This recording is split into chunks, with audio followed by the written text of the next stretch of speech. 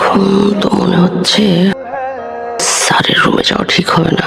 কিভাবে যে স্যারকে বলবো, স্যার তো বুঝতেও যাবে না। আপু লাঞ্চ করে ফেলছেন? করছি তো। তুমি করতে যেতেছো? হ্যাঁ, পুরো কথা ছিল আপনার সাথে। ঠিক আছে। আপু একটা ব্যাড নিউজ আছে। কি? ওটা কিভাবে বলবো বুঝতে পারতেছি না। সব ঠিক আছে? না আপু, সব ঠিক নাই। কি হয়েছে বলো না। আপু 2 মাস আগে আপনি আমাকে টাকা ধার দিয়েছিলেন না, এই মাসে টাকাটা তো ফেরত দেওয়ার কথা ছিল। আমি আসলে এই মাসে টাকাটা ফেরত দিতে পারতেছি না আপু। দিও, পরের মাসে দিয়ে দিও। আমি টাকাটা পরের মাসেও দিতে পারবো না। আচ্ছা, তারপরের মাসে দিয়ে দেবো। আপু আমি টাকাটা কখনোই দিতে পারবো না।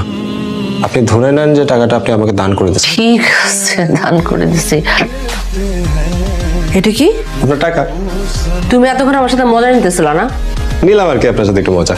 এই অফিসে তার কার সাথে মজাই করা যায়।